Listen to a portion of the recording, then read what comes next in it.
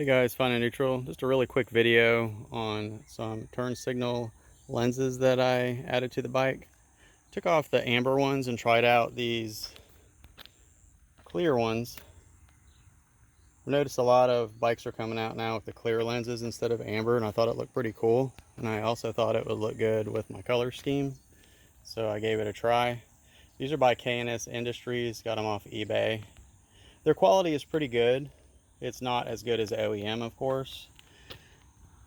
The OEM covers are directional, and this little tab you see right here is only on the bottom of the OEM ones. These aftermarkets, you're going to get them kind of mixed. On one side you won't have that, on the other side you will. It's just kind of putting them on upside down. They still fit on fine because I found that the little lip that keeps the signal in place is on the inside, and you kind of just put it in and hold it in place, a little bit of pressure, and then you put your screw in on the back side. I had to switch out to amber bulbs in order to be legal. They look about the same turned on as your regular amber lenses. That's the running light mode. Let's put on the blinker. So the amber bulbs, found those at AutoZone. Just look for a 12 volt type. These seem to work fine. They have the two little contacts on the bottom, one for the running light and one for the actual turn signal. And in the back, you're just going to have the one contact for the single turn signal. I had considered doing the LED, but after I looked into the price to fully equip the bike with LED and the possibility of having to use those adapters, something to do with the amount of draw being less with LED versus bulb, and the possibility of both signals turning on, I didn't want to get into a bunch of additional adapters and wiring and all that. So I took the easy, cheap route. I like the way it looks.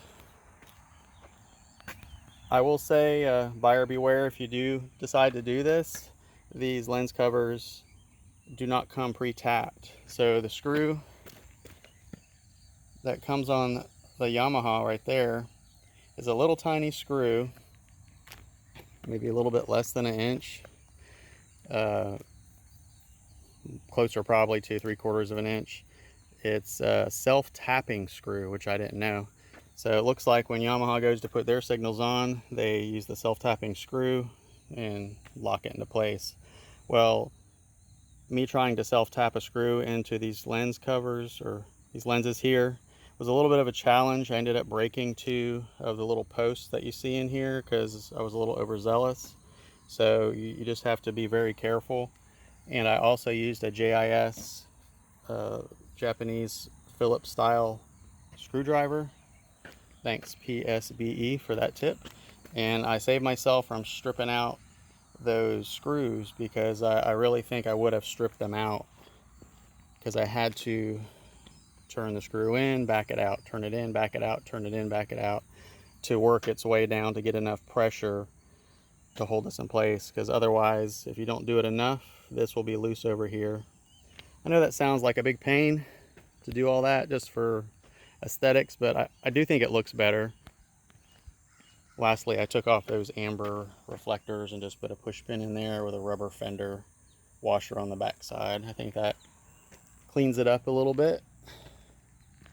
And that's it. I'll put the K&S lens covers in the description. Like I said, if you do decide to do this, be careful, be gentle tapping out the screw hole, because they can break. But once you get them on, so far so good. And I'll catch you guys later.